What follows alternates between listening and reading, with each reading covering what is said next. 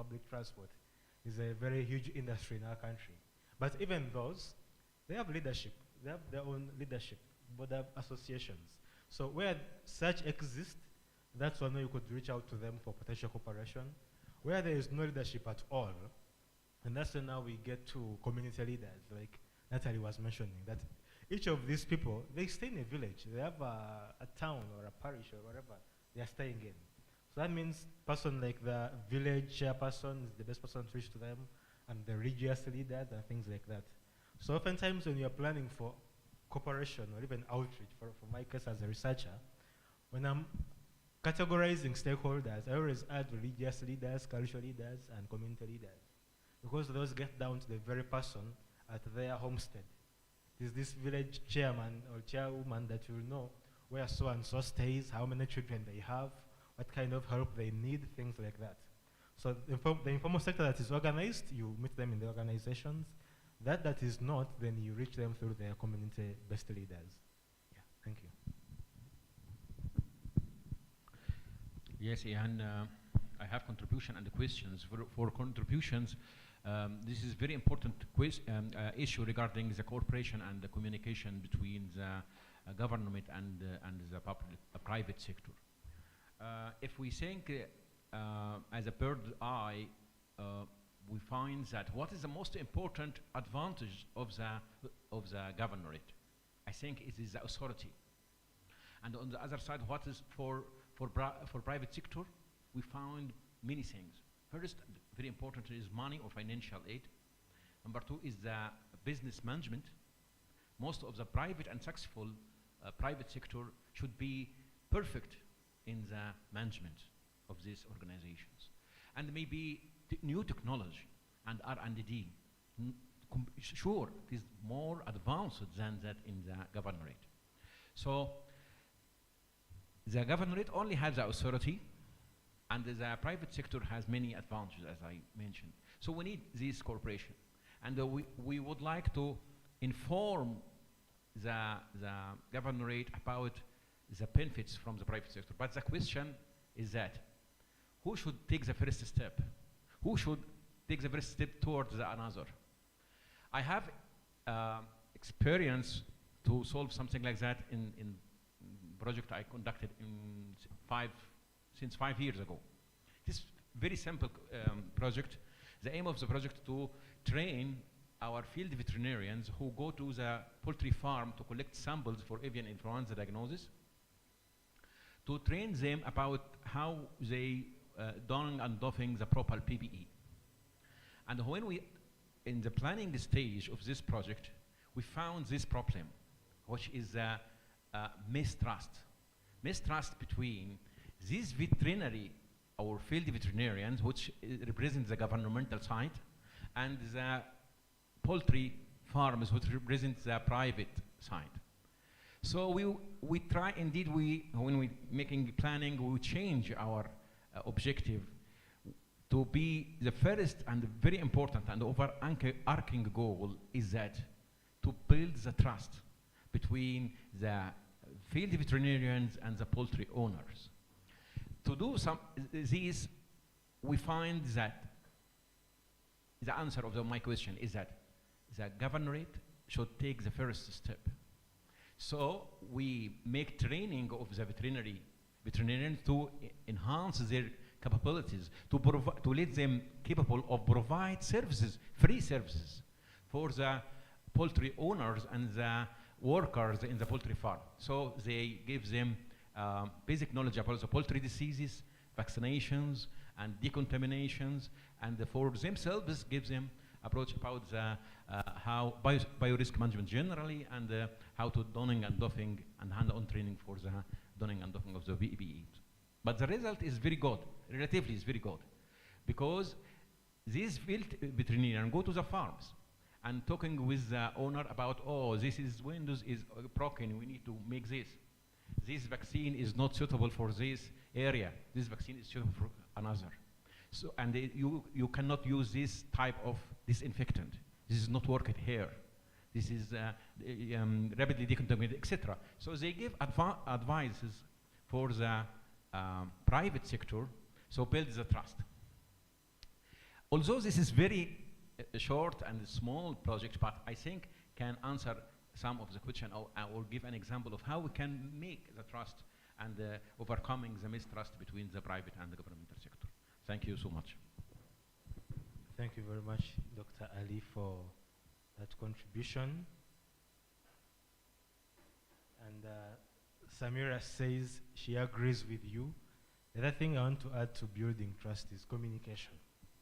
Even if it was in a relationship between husband and wife, still communication is the only way you can ensure there is trust within the marriage. So, good enough we're having a session, a very lengthy session and a very interesting one on communication, so that we get to know how to engage various sectors of the public when it comes to that. Yeah. Thank you for your presentation. We know one of the key of the success of the response of outbreak is the level of preparation. The preparation concerns the personnel and the disponibility of equipment of reagent. For equipment of reagent, I think it's difficult to have the disponibility of reagent before outbreak. If we have outbreak, sometimes is already difficult to have to procure the reagent because they have expiration data and other things. About this, what do you think it's important to take some quantity before, or we can wait some time and buy the reagent? What do you think? Yes, practically, I don't think any company would buy more than they want to use. So I don't see the scenario of stocking reagents before there is need to have them. However, the potential response to that is what we call building a working bioeconomy, building local capacity to produce. Because if we were to have a crisis of a reagent that we can manufacture within the country, then the crisis wouldn't hit as hard as if we had to import it from across the ocean. So one of the things that currently policymakers in various continents and countries are pushing for is growing the bioeconomy. But the aim of that is to increase the self-sustainability of a country so that some of this capacity, especially for very essential things, can be found within the country. Just like it was easier to make sanitizers, but that's very basic.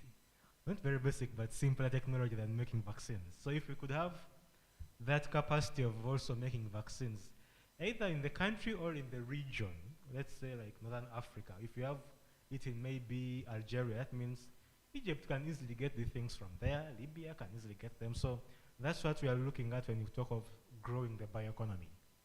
So I think that would be the approach to the reagent crisis. Looking at how we can develop capacity to produce them either locally in the country, or at worst, we have regional cooperation and produce them within the region. Yeah. Thank you. And I think this is a perfect area for public-private discussion prior to the pandemic. What surge capacity do we have to have in industry to meet things like reagent demand, like PPE demand, that will go through the roof when we have a pandemic? Because we can't expect private companies to build and maintain production capacity they're not using at their own expense. So what can government do to subsidize them to have that surge capacity unused but ready to go when the proverbial hits the fan? You know, we can't expect profit-driven entities to make decisions which go against profit. So when government wants something which is not in the interests of a private industry, then government has to contribute to the solution, is my view. Thanks. Yes, thank you very much.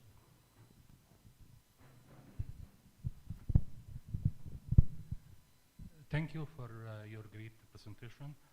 I want to make a comment.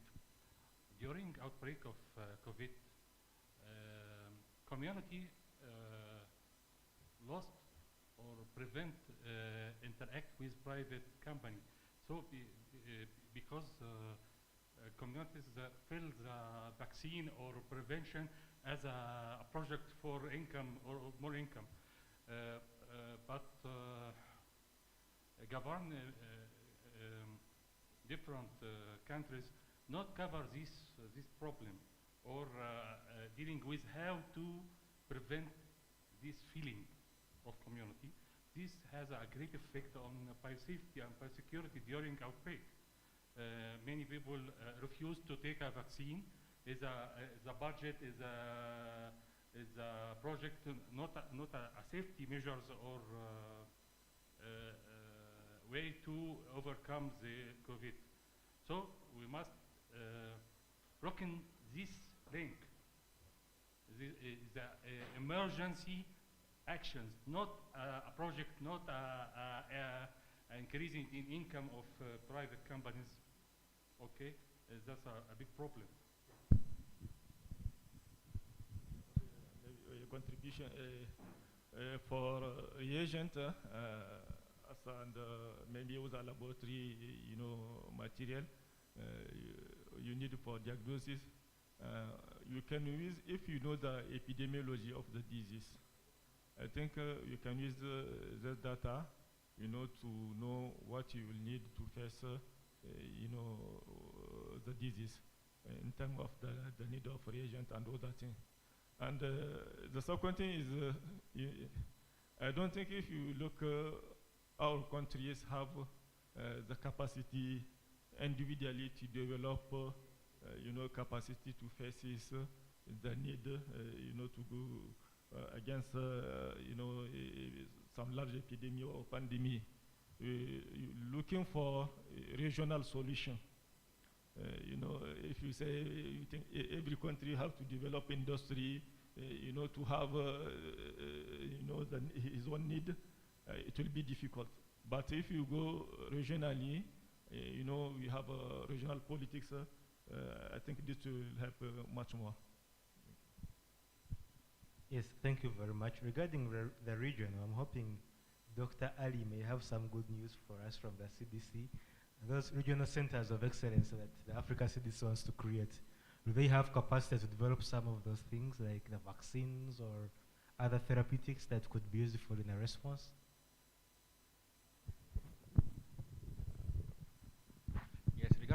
Yes, regarding, I think the most important example, the good example of this is a cooperation between the African CDC and the, not African CDC indeed, the bigger, the African Union and the European Union. I think in the last April, I think, there is cooperation between these two unions to make what's called knowledge transfer regarding the messenger RNA vaccines, like Pfizer or Moderna. So they selected 6 countries from Africa.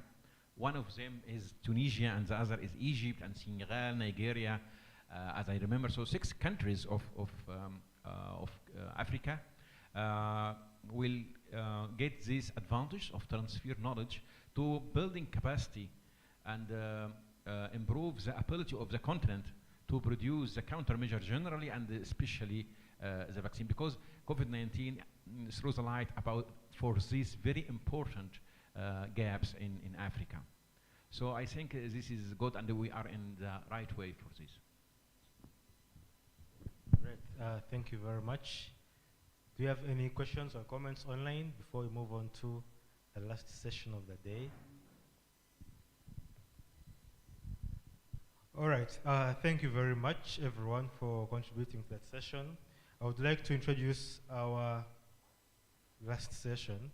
So this is the time for you to... Yes, but you're right. We need to clapping for you, your presentation. Thank you, thank you. Yeah, so I was saying it's now time for you to pick out your answers to the other questions I sent yesterday. They are now for this session of risk communication. or you can just look at the email and have the answers in your head, whichever works more conveniently for you. So our next session is on risk communication by Team Trevan, the gentleman who knows Saddam's secrets. Let's welcome Team Trevan. All right. So, do you have my slides from last time?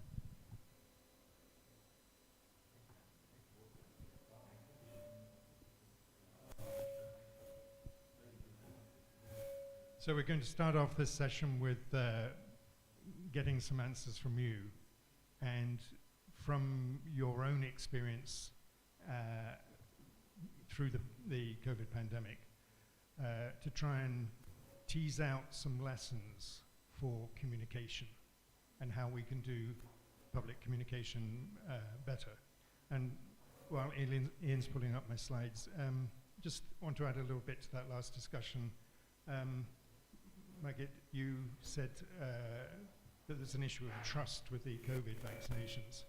And I think that's one example of where, despite their efforts, the drug companies failed in their communication, because that perception that they were trying to make money out of the pandemic, when AstraZeneca was making zero profit and had made all their IP available publicly on the vaccine, shows how, even when they're doing the right things, corporations can fail in communicating that they are actually doing the right things. I guess with Pfizer, it was a slightly different situation, but it does show how, even when we try to get the right communication about the right decisions, we can still lose trust. So, next slide, please. Oops. The question slide's not there. Okay, let's just keep on the title page for the moment then. Let's go back to the beginning. I think I must, don't worry about it. Just go to the front page. So the first question I asked you to consider in the question list was taking ourselves back to when we first heard about COVID, or even better, when the first case of COVID happened in our country. How did you personally feel? What was your emotional state when you heard that COVID came to Egypt or Tunisia, Mali, Niger, Algeria? What was your feeling when you heard about it? For me, indeed, I first heard about the COVID-19 when it was in China. So at this time, I am not fair at all. I just be curious about these new infectious diseases and the highlights for these in China. And I 100% know that if the China announced there is problem, be certain that there is very big problem. So I am just curious about this. You were curious. Anyone else? And please, anyone online, if you want to answer a question, put your hand up. When I heard that there are cases in Tunisia, I was not afraid at all, but I was curious about all things around the virus, mainly the route of transmissions, the symptoms, and I have the most important thing that I felt responsible or accountable for my population, because as I am epidemiologist, I have to be prepared to participate in the crisis manages and to help my population to prevent and to control the epidemic. Thank you. I just was returned from USAA when I heard about COVID, but I considered it my duty as a virologist and specified in Corona family. I feel I must do a thing. I must learn community how to deal with Corona, what is Corona, and I go to understand the people, the rule of vaccine. It is not a bad precaution, but must you do. I feel curious, but I feel I must do anything. I must participate in protection and prevention. Thank you. Okay, for my own experience, the first case in Niger, I think came late. So you have seen what happened in other countries. So at this time when you have the first case, my thinking is that are you going to lose our freedom of movement, all these restrictions? And I have planned to travel somewhere. So will I be able to travel? That was my other question for me. So can I just dig down into that emotion? Were you feeling anxious, or were you feeling helpless, or were you feeling both? I think first we are anxious because we don't know, if you look at the situation, we see what is happening in the developed country, in our country, how it's going to be. That's the first question. And later, you are fearing if there's this quarantine, you cannot move, you cannot go out. You don't have this possibility to go buy, say, store, as we are seeing in other countries. We don't have all this facility. So we are just, how is it going to be? That's the question. Yeah. We have some responses online. James Sakwa is saying he was nervous, but knew duty calls again. Samira says she's a microbiologist and a virologist, and she was afraid because it was an airborne transmission virus. Right. Anyone else want to?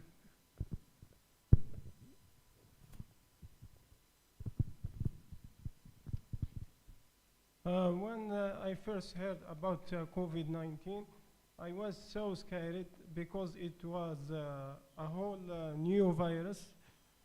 We didn't know if we're going to survive, what was going, and what would happen to the world then. So if there isn't anyone else online or in classroom, please go ahead. For first, my feeling is the bioterrorism, because if someone do a modification genetic in the lab, after the virus HAP in the lab, we can do something for this. Yeah. So this sort of reflects some of my feelings I went through. When I first heard about it, was very early on, and it was when it was still just in China. And like you, I was curious. I was not yet convinced it was going to become a pandemic, but by a mixture of what was coming out of the country and the secrecy in China, I felt that it was probably going to be bad. And so, like yourself, Dr. Ali, and others, I also felt that sense of curiosity about having to learn about it, much about the disease as possible as quickly, and that sense of duty that we should be the front line. So those curiosity and sense of duty were definitely emotions. But I must admit that there was probably some arrogance behind my thinking as well, that I probably thought the US and the UK were better prepared and wouldn't be as adversely affected. So my emotions did change when it dawned upon me just how awful this was going to be and how many people everywhere were going to die. And then fear did come in. Even though I had at that stage armed myself with some knowledge, fear did come in. And particularly for my wife, she's an anesthesiologist, she works in operating rooms in hospitals. I knew that people providing healthcare were going to be amongst the most vulnerable people in the population, so I had fear for my family as well. So let's move on now and consider the question, what did your family members want you to tell them about this? So, sorry, I skipped over a question. What is it you wanted to know? You've already said routes of transmission. One of the things I wanted to know is, are fomites infectious, and if so, for how long? So routes, what else did people want to know? I want to firstly know the rate of fatality and the mortality and infectivity of these virus, two views. So you wanted to know the R0 number, infectivity. Yes. You wanted to know symptoms, mortality, morbidity rates. What else did people want to know? Could you pass the microphone? For my case, I want to know transmission and causes, and mainly preventive and curative treatment. So, yep. Yes, for me, plus this, I would like to know the pathogenicity and the incubation period of the virus, and also or the infection, and also the countermeasure. Is it a vaccine available, or I mean, in the very beginning, is it a vaccine or drug available or not? And if not, is there alternative drugs can be effective or not? So are there prophylaxis or are there treatments? So we're getting at everything, and you're saying incubation period. One of the things I wanted to know was when does infectiousness start? How long does it last? I wanted to know, for example, what the infectious dose was. So how many virions did you need to be infected with to progress to the disease? Anyone online with any answers that we... Oh, sorry.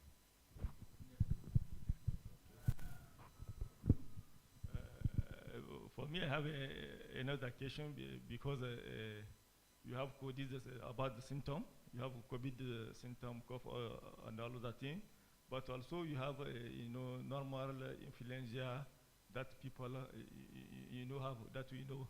So at this time, my question was, how can you differentiate normal influenza than to COVID? So the differential diagnosis between COVID and other fevers and whatever else. And that, I remember that being a big problem with Ebola as well. How do you have a differential diagnosis between, say, HIV or malaria or Ebola?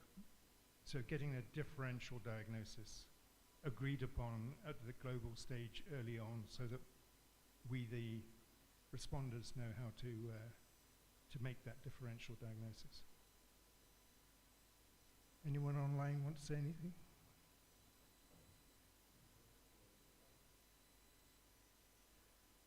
Please, those who are participating online, please do participate in this. It's a communication problem.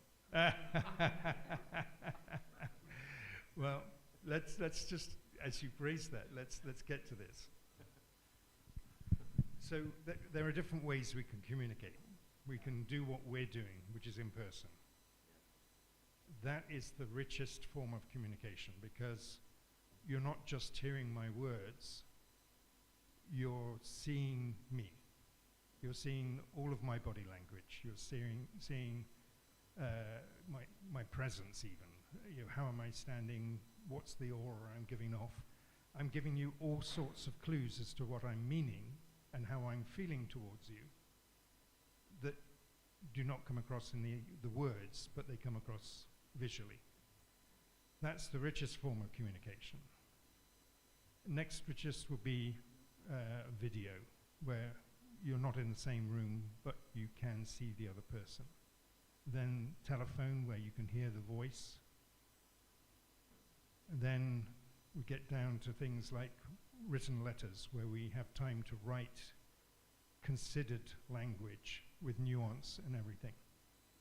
And then we go down to emails, where we're a little more concise.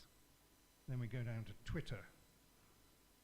Now, generally speaking, the more complicated the issue that you're trying to get across, or the more emotional content the communication has, the richer the form of communication you want to try and use.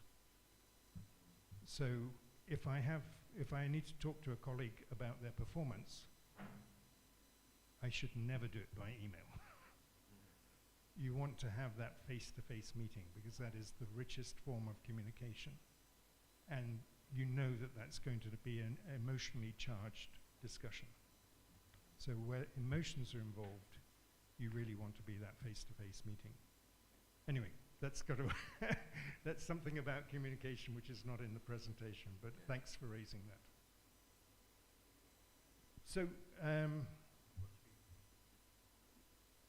let's just come back to that issue of why we had those feelings and of curiosity and of why we wanted to know these things. What do you think was your emotional need that you were trying to address by having that curiosity and wanting those answers?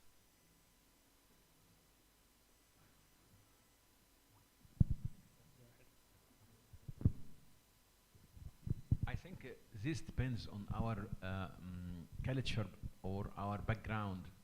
Because we are scientists, or it seems to be like this, we are the curious is one of the talent of the scientists. So I think this is normal talent or normal behavior for the people who spend most of their life in the research and reading and something like that. So I think for me at least this is the case. Yes. Okay, I'm going to not let you off so easily. What do you think you said because we're scientists? Yeah. What is something which drives us to become a scientist? Why do we? Because I love the knowledge. For me, the very happiest time is when I know something new. This is for me. And I'm exactly the same, and I'm going to push you just a little bit further. Again. What do you think drives that happiness at knowing things? Oh. We are diving now. We're trying to get deep down here. Maybe let me feel confident, more confident. And because maybe in my background, I know that the knowledge is powerful. So when I get the knowledge, I acquire this power and make me more confident. Okay. No more. Excellent. You've got one part there. I'm going to ask you one more, and then we'll go to the other two. So you said powerful. Yeah. What emotional need does having power meet?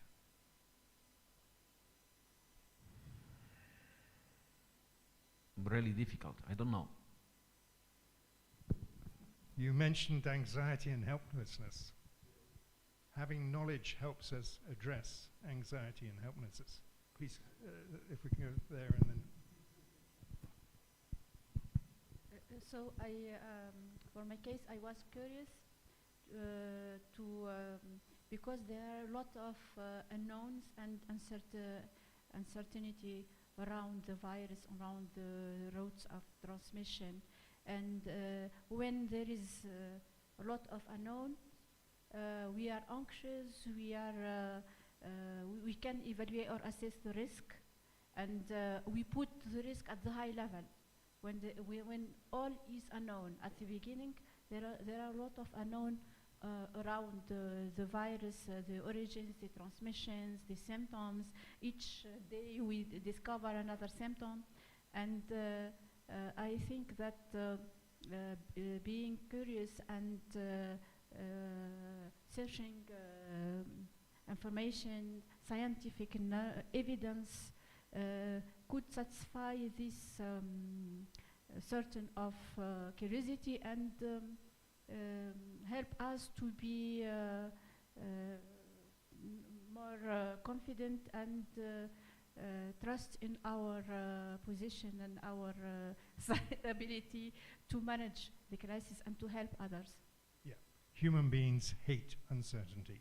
Yeah. And so that's what drives curiosity. Please, Majid. Because I just was returning from a course about outbreaks, and during the course we deal with how to interact or what I must do during outbreaks, and we learning about influenza, Spanish influenza, outbreak of Spanish influenza. So I was so curious, how can we deal with this outbreak in our life? Second cause, I learned, avoid to be shocked, to know how to work or deal with. So I curious to how to prevention, how to support people, not afraid, must be do everything. All over the world, all of us under the problem. You must do to deal with problem. Not shocked, not afraid, not go away. You must do. You must do. Yeah. And that drives to another aspect of the same thing. We don't like uncertainty because when there's uncertainty and we don't know how to react, we lose agency. We lose our ability to make decisions. That is taken away from us. And so we want to be able to do. We want to be able to make the decisions to do. And that's what's driving our curiosity. So let's move to that question about the first thing your family asked you. When you got home and COVID was in the news and people started talking about it, what did your family members ask you in terms of advice, or what information did they want to know? At the beginning, the question is that is it serious or not? Because this is another issue regarding the trust between the public and the government. This is one. So is this serious or not? And if this is serious, is it fatal and dangerous or not?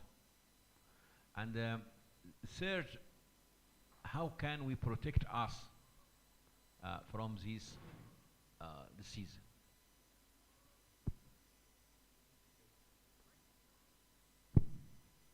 Thank you. That's great. This is cooperation.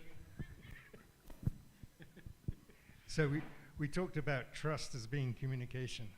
Yes. So absolutely, trust is communication, but even more than communication, trust is actions. Yes. And people will judge you by what they will. If they trust you, they'll trust what you say. But until they trust you, they judge you by what you do. So please go ahead.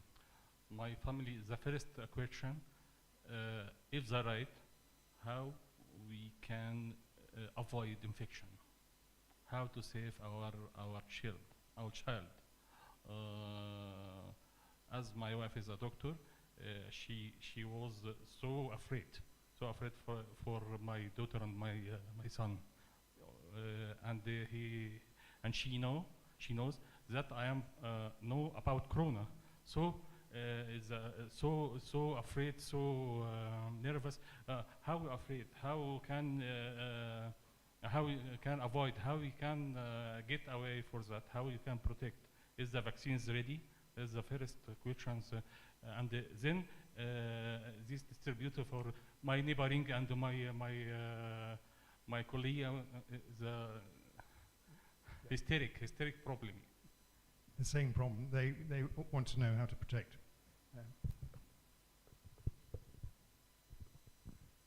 Thank you. My family first asked me about preventive treatment or some products or anything that can boost human immunity. They want to be to feel protected and safe at maybe at the beginning, and because they trust their doctor in the family, or questions and things are on my head to give them answers, and I was all the time on PubMed looking for new researches and evidence from other countries. Yeah, that's exactly my experience too. Please go ahead. For me, the family ask if they have the height risk to contract the virus between me, because I work in the healthcare center and do the diagnostic of COVID. If the risk is very high to transmit in the family the virus. Yeah. So what's the risk of it getting infected? Did you have something?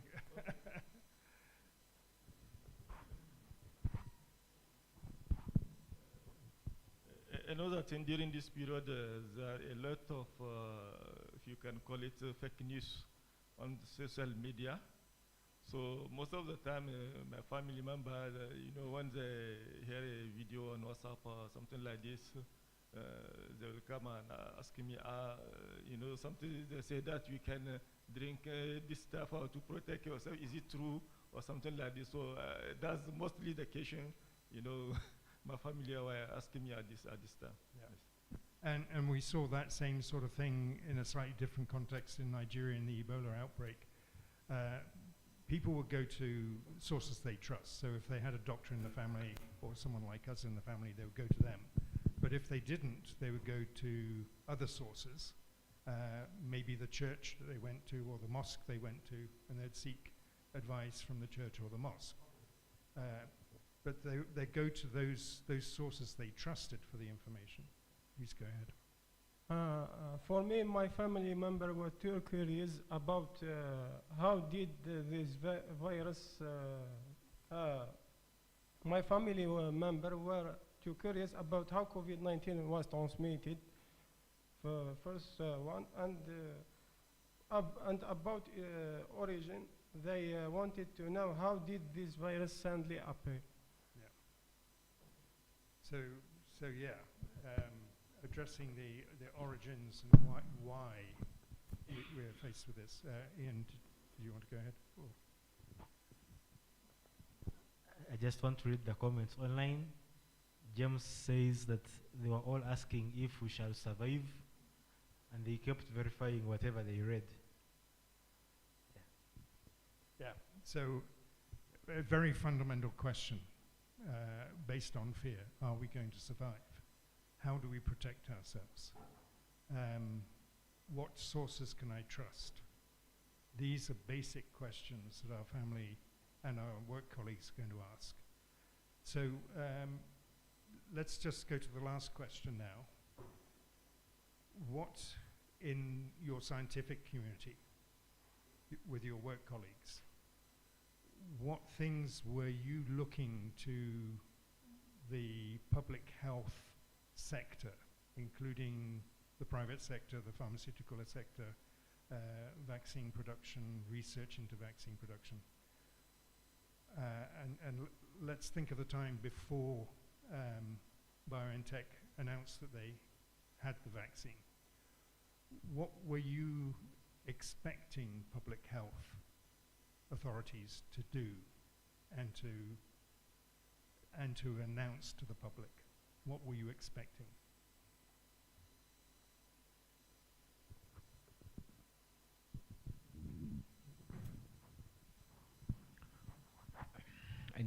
beginning, we are expecting that they tell the truth.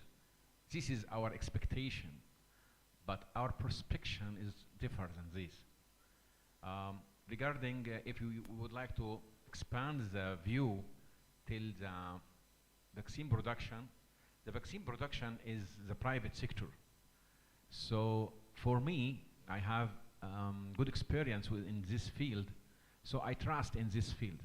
Because as my previous contribution, I know that the private sector do very good job in the business, whatever this business. So for the vaccine, I trust in the vaccine production, and I know that they have the ability and the technology, suitable technology to deliver the vaccine maybe at the proper time.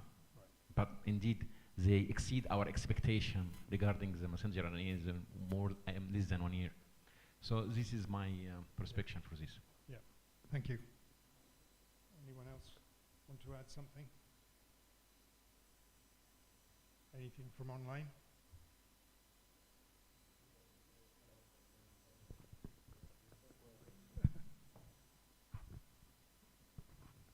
I think for those who are online, I'm going to call out names. Apologies for calling out your names, but you've been so quiet today. So I'll call out Samira. Samira, so what did your friends expect public health officials to do?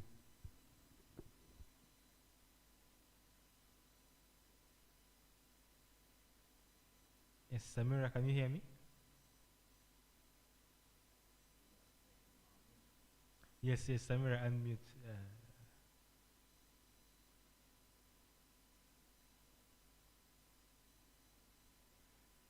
So while we're waiting for someone to come forward, okay, let's go first, and then I'll tell you a little story that got me thinking about things. So my friends expected from public health officials and scientists to convince government to shut down the whole country. Yeah, they always asking for this, because the first time in March 2020, when we locked down all the country, we managed well the pandemic. We finished it with 50, I think only 50 deaths. Wow. But in the second wave, we had a lot of transmission, a lot of deaths because of the border. We don't close the border during summer holidays, and my friends and all the community are asking us to convince the government, because we are the public health officer and we are the scientists, that we can convince them of to make this decision. So there, your expectation is that government will take the lead to protect you. Yeah. Yeah. I had a similar sort of experience in late January, when the news from China was getting more confirming that this was going to be serious. And I had broken a tooth, and I was in the dentist's chair. I had my mouth open, and he was drilling, and I was seeing all this aerosol go out of my mouth. And my thought was, how is the dentist going to continue working when COVID comes here? And I asked him, has the American Dental Association put out advice yet on how you can do your business as dentists during COVID? He said, nope, there's not been a single piece of advice issued. Majid. There was a problem in trusting between media and the public about information and how to deal with this outbreak. So firstly, I was trusted in vaccines and how to elevate immunity of everyone to overcome this problem. And as I know it is a virus, so need to elevate immunity. Then I start to simplify the data or information about virus and infection to the public person, okay? and I judged about you must use mask, face mask. You must avoid saluted, avoid interact, avoid the crowded area. Keep your life inside your home.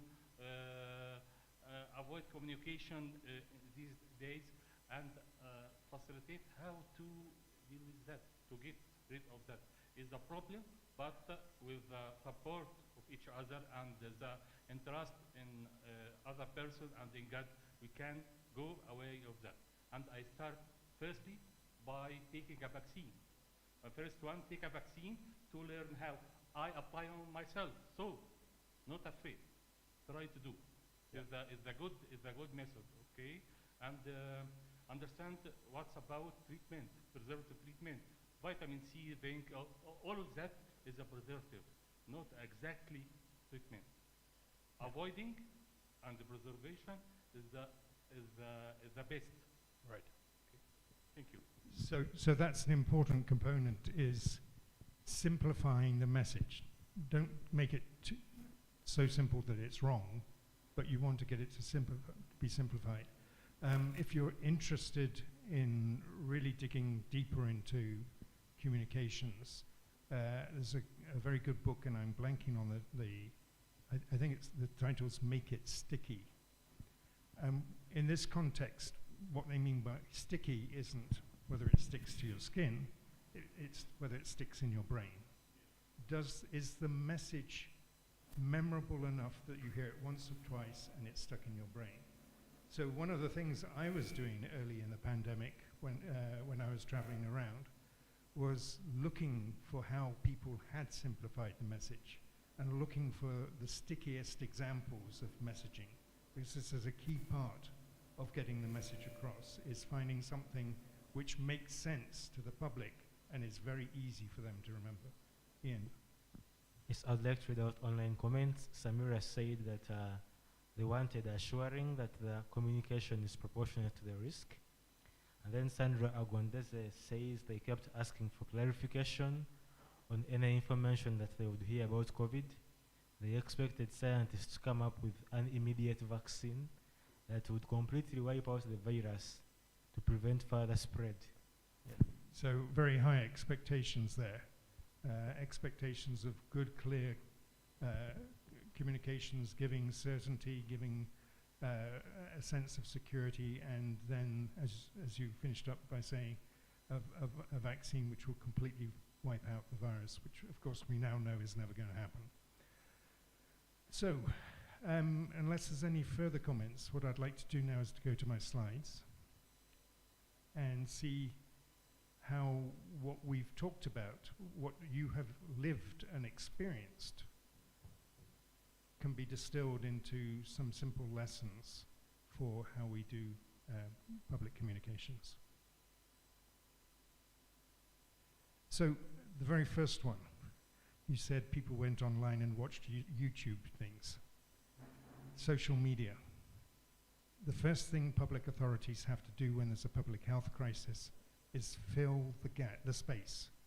You have to get out front and communicate clearly from the outset, because if you as public health authorities don't communicate from the beginning, people will everyone's going to be uncertain and anxious, everyone's going to be looking for answers, looking for that certainty.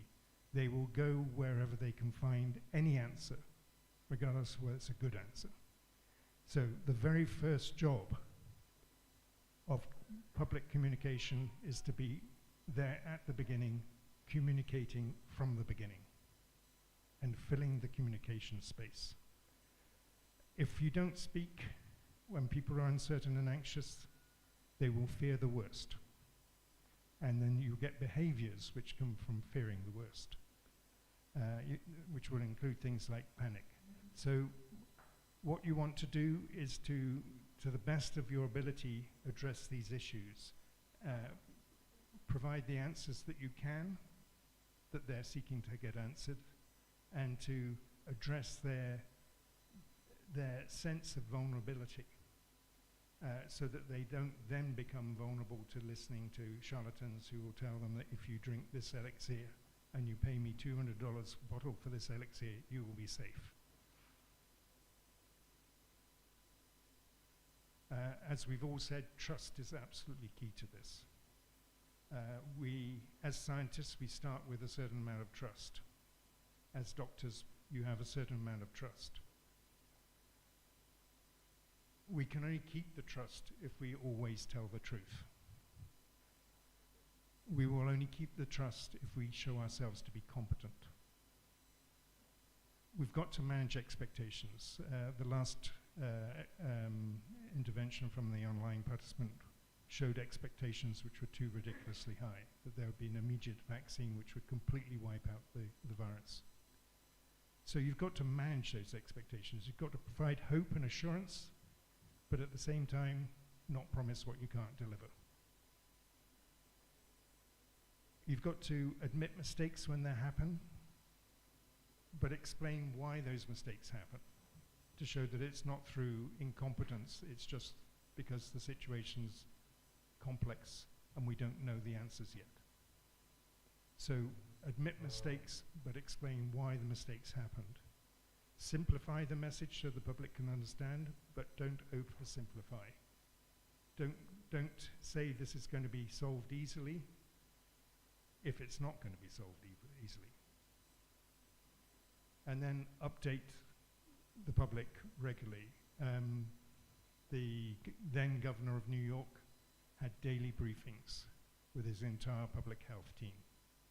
And much of America tuned into his personal briefings, because although he was just talking about the situation in New York State, he was providing information that everyone wanted to know. So regular briefings, so that you, once you've taken that information space, you keep it and you fill it, so there's no room for alternative sources to come and give wrong messages.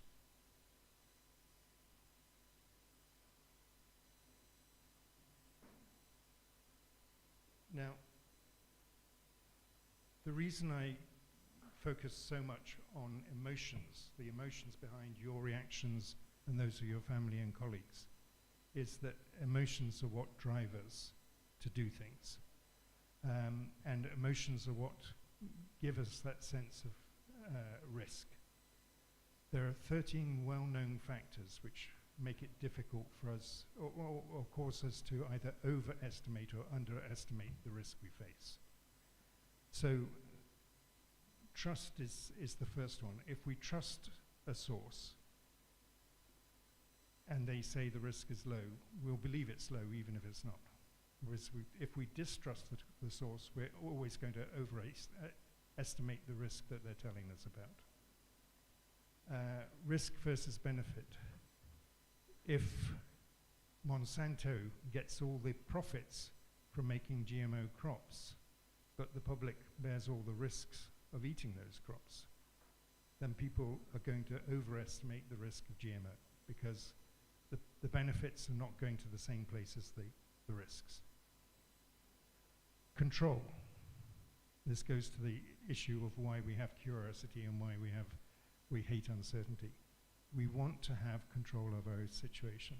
If we feel we have control, like driving or smoking, we underestimate the risks. If we don't feel we have control, like terrorism or a new disease that we know nothing about, then we overestimate the risk. Choice. If you have a choice about something, again, think of smoking or drinking alcohol, taking recreational drugs, we underestimate the risk because it's our choice. If we have something forced upon us, then we overestimate the risks. Natural versus man-made. We fear man-made disasters more than natural disasters. So this probably goes a little bit to your question about the origins. Is this something natural or is this man-made? So if it's man-made, we're going to overestimate the risk. Uncertainty. If I know there's a 90% chance that something's going to happen to me, I'm going to underestimate that risk because I can factor it in logically into my mind. If I don't know whether the risk is 1% or 100%, I'm going to overestimate the risk because I don't have the certainty about what my probability is. Catastrophic versus chronic, we always overestimate catastrophic risk and underestimate chronic risk. This is why global warming, it's another reason why global warming is so difficult to get people to take seriously, because it's a chronic risk. It's why things like smoking are not taken as seriously as heart attacks. Can it happen to me? Can I visualize this risk happening to me? If I can't, the young typically can't imagine catastrophic events happening to them. So they tend to underestimate risks, whereas the older people can. We're much more likely to. Is it a new risk or familiar? Again, if it's a familiar risk, we underestimate it. If it's new, we overestimate it. Are children affected? The moment it's a risk that can affect children, we start overestimating the risks. Is it told in story form? This is why you see politicians always bring someone who's had the death. When a politician's trying to get a piece of legislation passed to address an issue, they always find someone who's got a terrible story to tell. And they'll bring that person in front of the camera to tell the story, because that makes us overestimate the risk once we can put a face to the risk. And then finally, fairness. Is everyone in the society bearing the risks fairly? There's a lot. I don't know how Africa responded, but I know in Britain, in response to lockdown, there was quite a noisy debate about how this was unfair on the young, on multiple levels, because the young were not being affected, but they were losing out economically because they couldn't go to work. They were losing out in their education because they couldn't go to school. And they were being given the burden of future taxes because the government was spending money like mad by borrowing money, which they, as the young, would be paying in the years to come. So there was that debate in society as to the fairness of the disease. And so that, when things are considered to be unfair, people overestimate the risks.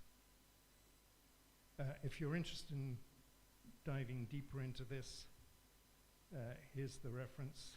How Risky Is It? David Rapique from 2010. So when we start thinking about our messaging, we have to bear in mind the emotions that people are feeling and those fear factors. What the public typically wants and needs to know is how to protect yourself. What can I and my family members be doing to protect ourselves? What are the modes of transmission? What are the elements of infection prevention and control that we, in our normal daily lives, can implement to give us that sense of control over our own protection? So choices and control coming in there.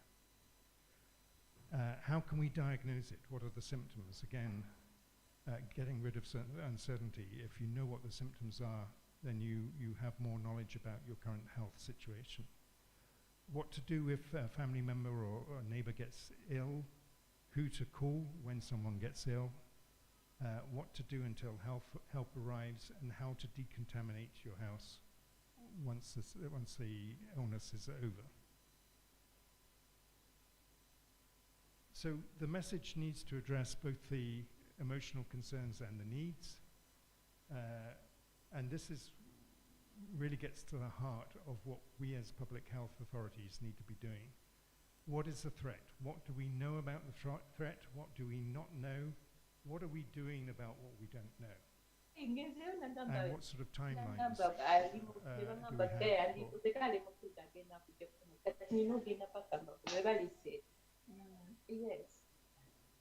what sort of timelines do we have for answering those questions, finding those unknowns, and giving the answers to those? What is being done right now to mitigate the threat, and why are we doing those things? So if we're going to a public masking policy, why are we doing that? If we're going to social distancing, why are we doing that? If we're going to lockdown, why are we doing that? So that people understand the why of what they're being asked to do. What can the public do to protect themselves and give them points of contact, give them free telephone lines that they can call when they want information and help?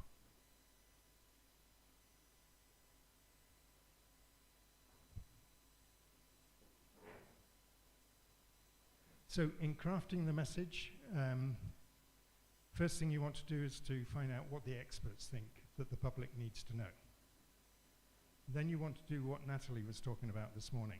You want to go to the public themselves and find out what the public themselves want to know. She talked about going and talking to 100 people. I don't know if you need to talk to 100 people, but a nice representative sample of people is a good way to find out what people want to know.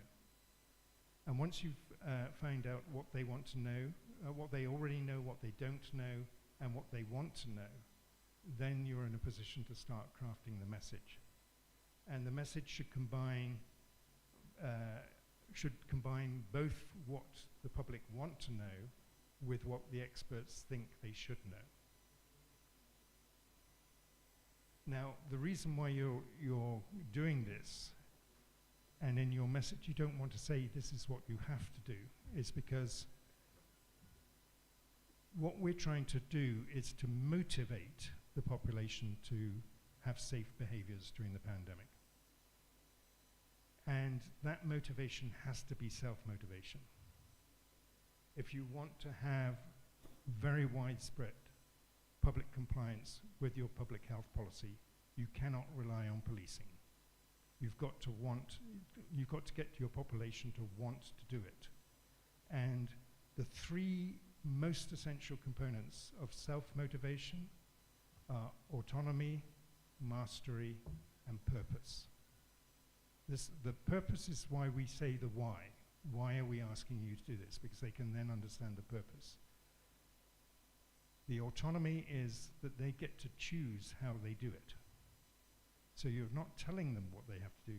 You're giving them the information so that they can make informed choices. And then you're also telling them the how of what they're going to do, so they can have that sense of mastery that they can do it correctly. So your public message really wants to elicit those three things: the sense that they have good health choices to make, that they are able to do what's required, and that they understand the reason and the purpose of what they're doing, the purpose being to protect themselves, their close ones, and their community at large.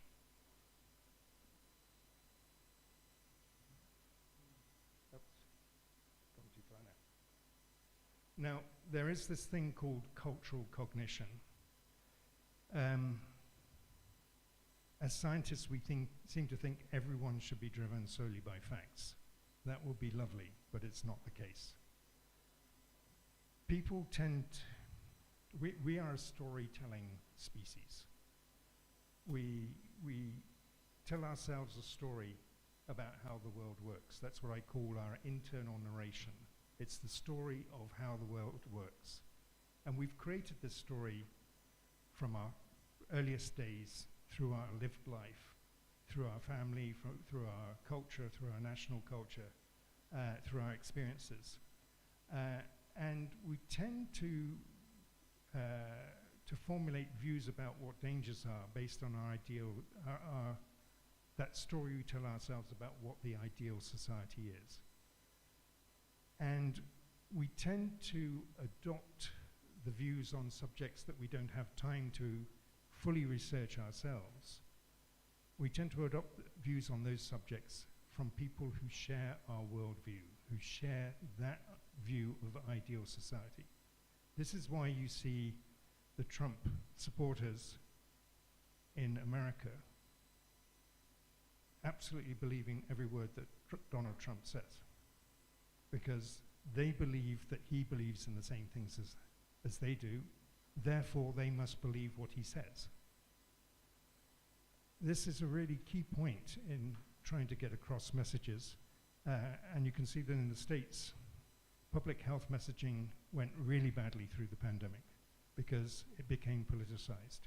It became either you believe in what Anthony Fauci is saying, or you believe in what Donald Trump is saying, because of this thing called cultural cognition.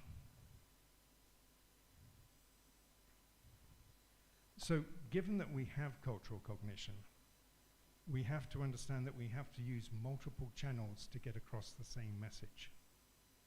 Somehow, and it proved impossible in the United States, but somehow we would have had to have persuaded Donald Trump to get the right message out across on public health messaging for COVID.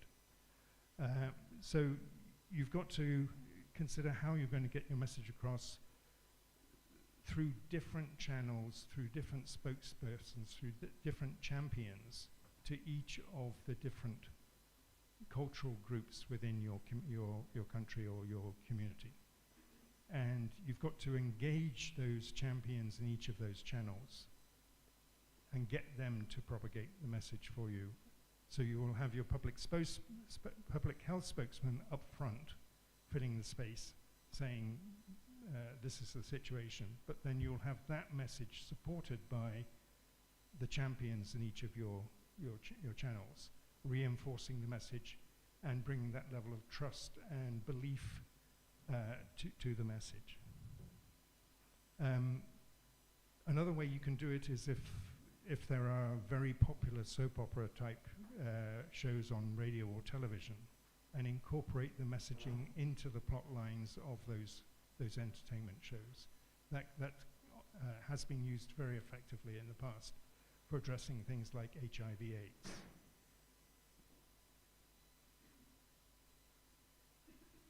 And the last point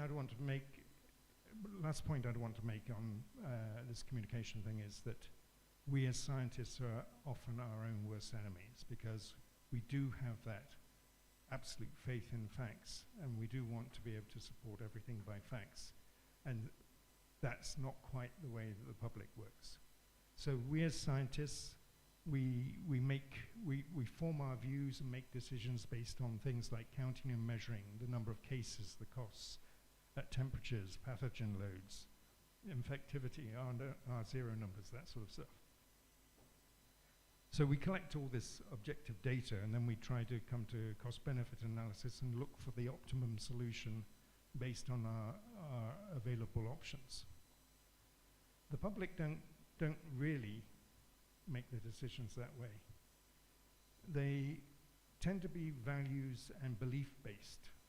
I talked about cultural cognition, but also this, if you have strong values or strong religious beliefs, those will factor into how you view situations. And we go back to all of those fear factors.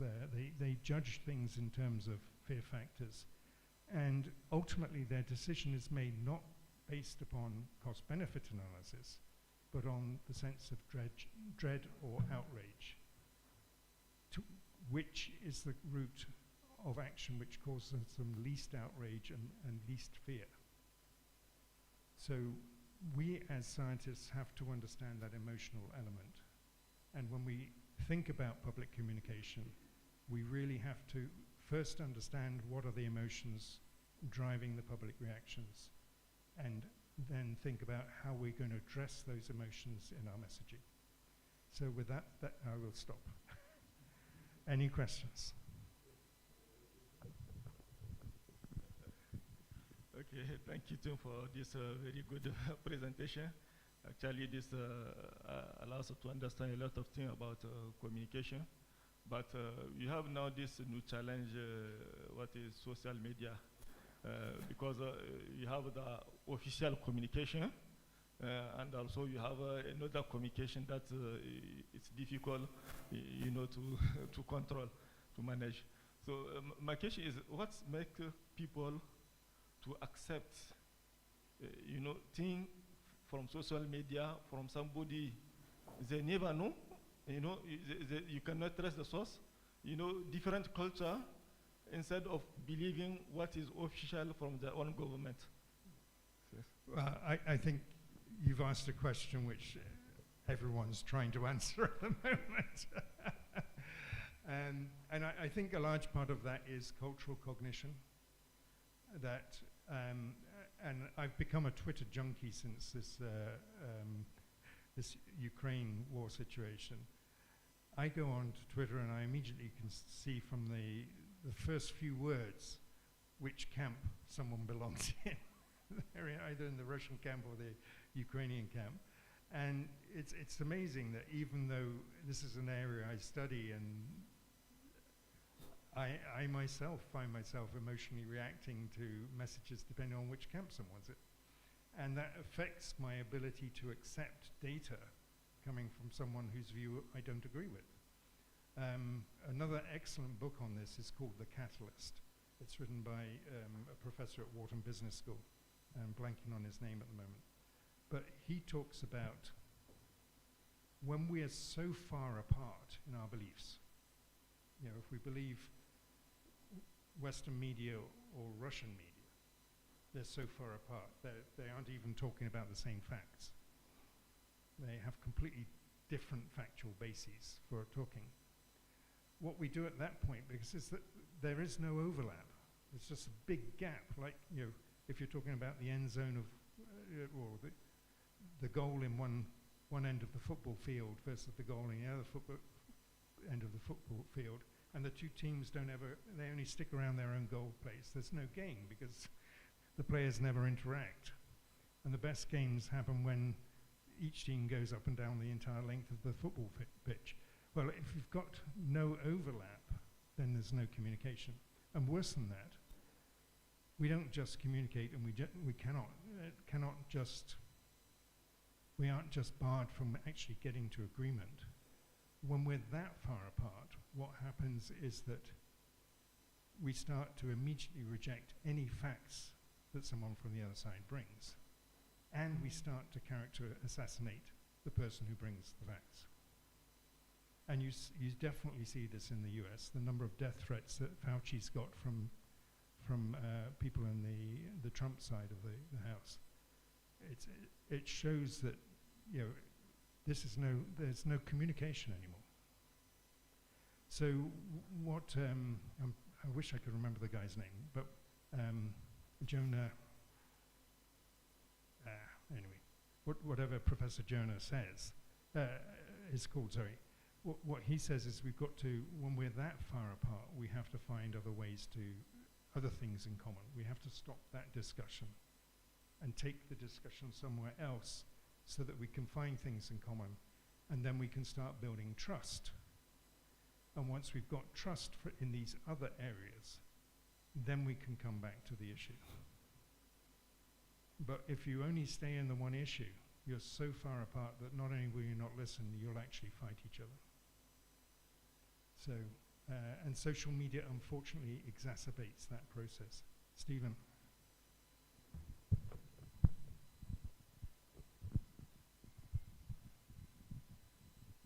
Well, thank you very much for that wonderful talk. As a scientist, we work with public. How can we bridge the gap between, for us, we believe in cost and benefit analysis, and then the public swayed by rage and outrage? How can we bring that so that we can work together? So I think it does go back to that issue of understanding both the emotional concern and the science, the need. So you've got the concern on one side and the need on the other. And you've got to find ways of matching what they're feeling as an emotional concern to what your advice is as the scientific response to the need. So I'm not sure I can be any more specific than that, but does that answer your question? Yeah.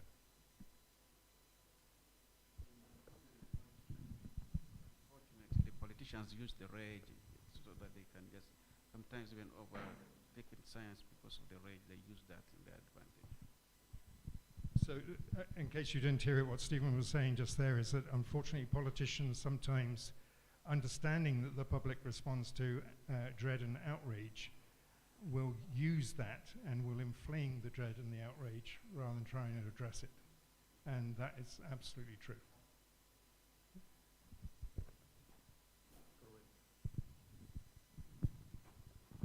Thanks, team, for these excellent presentations. My question is regarding how to address the rejector. Either this rejector is personal or a group. Thank you. And this is something we see in safety, quite separate from catastrophic responses. You always have the naysayer, the person who is the last person to adopt any new process.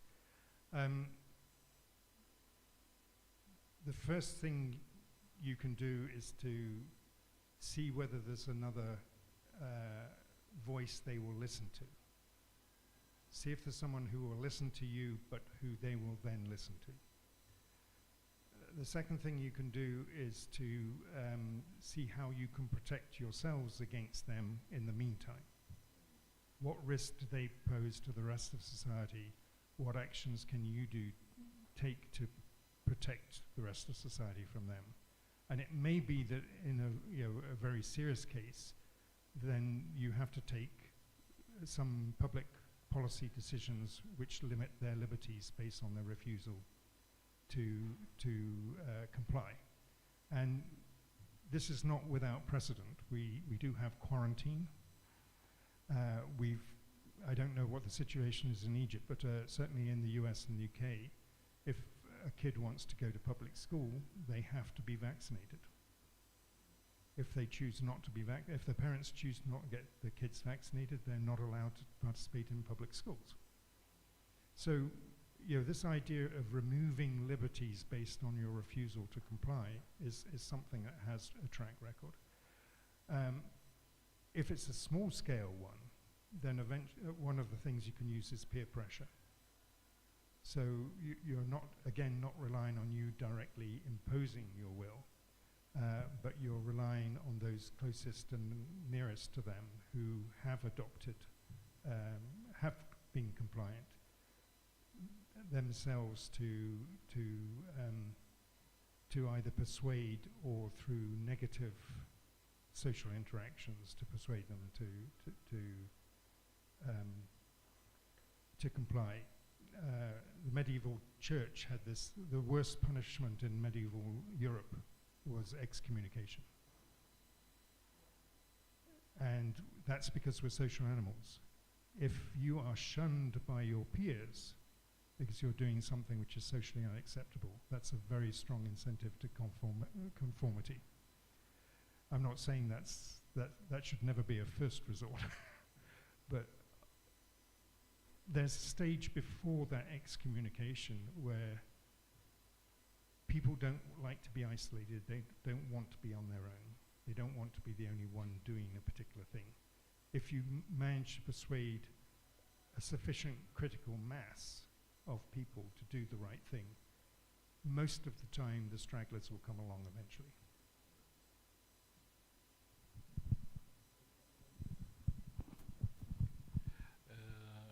For rejector, if continuous pushing or killing him with a life example give a result or give a response?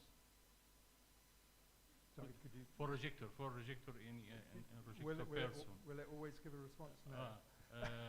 Continuous pushing or informing him with giving a life example give a result? Well, if you keep on confronting someone, well, first of all, as I said, the primary objective should be self-motivation. So it's a decision they make themselves for their own benefit, that they want to make, they want to do this. So getting into the enforcement is something we want to leave to the last. The reason why that is because of a thing in psychology called reactance. If I tell you to do something, your first reaction is going to be, I'm not going to do it. That's going to be your visceral reaction before your brain, before your cognition, your conscious brain kicks in, is going to be no, because you've told me to do it. And that's part of what we're fighting when we start shaming people, because we're ratcheting up the reactance. Once we turn it from a non-emotional instruction, which will generate reactance, and then we put emotion behind it, the shaming, we create more reactance. So if you just continue pushing, the likelihood of getting a change of behavior is low. But if you push to a certain extent and then try a different route, try and understand what is the emotion behind their refusal, and how can you address that emotion, then that might be more successful. Or, as I said, who else can do the persuading? Who is a better person to persuade that person than me? Those are both alternatives. But you're never going to get 100%, that's for sure. When we're dealing with the entire world population, there's no way we're going to get everyone to agree. We just need to get it, the acceptance, the compliance above whatever the R0 is telling us we need to be at to get to herd immunity.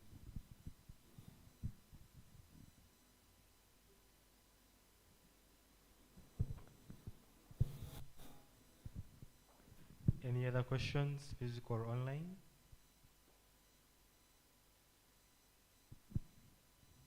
All right, let's thank Team Trevan for facilitating us on risk communication. Thank you very much, team.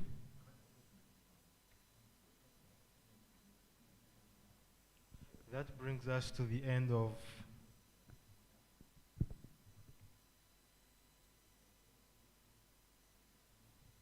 So Samira says that when we listened, team, we understood everything that has happened throughout this pandemic.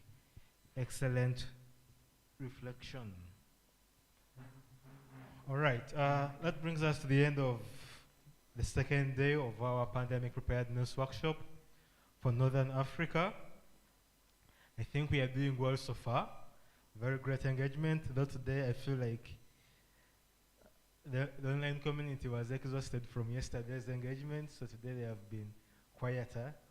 Hopefully tomorrow, it being half day, they'll have more strength to engage us very actively.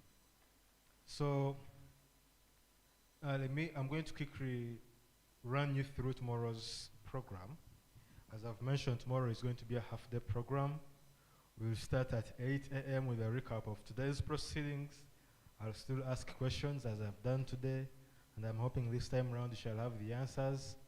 That will be followed by a session on risk assessment and mitigation by Sandra Agondeze, which will be followed by a session on the risk of antimicrobial resistance by Sandra Martini. That will be followed by Dr. Stephen Opio, who will share with us the plan for the phase 2 of this initiative. And in that session shall be expecting your active feedback and also opportunities for co-creation around this. We shall have a break, and thereafter we shall have a call to action, briefly discuss how we are going to implement what we've been discussing over the course of this workshop. We shall wrap up and have some post-workshop evaluation. Those were I'll be sending out a Google form to your emails, like I did for the questions, so that we get your feedback regarding this. And we shall also be having some commitment forms where we will make commitments to which of the many things you've had you're going to work on when you return, and then we shall be following up on that within the next 3 months. It could be as simple as what you learned about how to train, depending on who you're training, or it could be about how to communicate, or it could be about the policies we looked at and other things that you've been exposed to over this workshop. So that will bring us to the closing remarks tomorrow, and have lunch. And those who want to get to see the beautiful city or visit our offices, which are very close by, we shall get to do that. Yeah, and then you can always depart at leisure, depending on when your flights are scheduled. So that's tomorrow's program. Very brief and straightforward. All right, so for today, that's the end. I would like to thank the online participants for joining us. I would like to thank those who were with us yesterday and have returned today.